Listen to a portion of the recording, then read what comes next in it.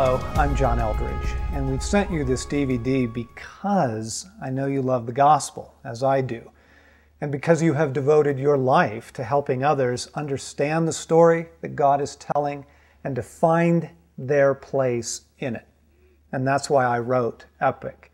I wrote it first to help Christians fall in love with the gospel again, to let it take their breath away, and then out of that renewed passion, use this tool to help share Christ with others. Epic gives us the big picture of our lives. It's like one of those maps you get when you go into a hospital or a museum, amusement park, you know, the big boards with the little red star that says, "You are here." It orients you. And in this case, what Epic does is it draws people up into the story of God and orients them to who they are and where they are in the story that God is telling, to find the love of God and to find the redemption of Jesus Christ, and then to join Him in His battle for the hearts of others.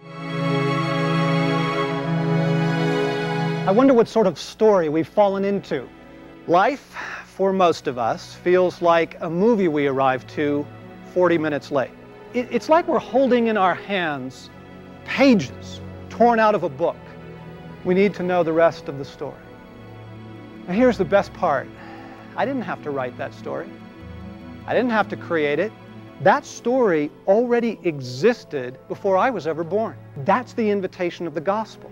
That's the promise of Act 1. Come up into a larger story.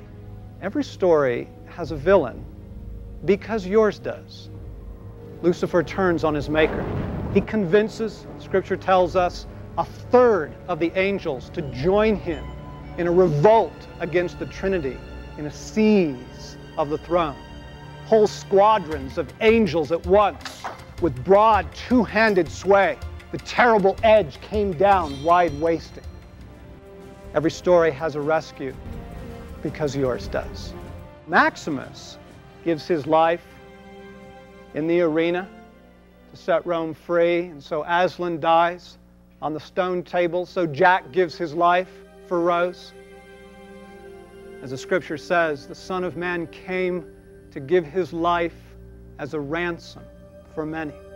They lived happily ever after. It may be the most beautiful phrase in the entire library of mankind. This is the gospel of Christianity. This is the story in which we live.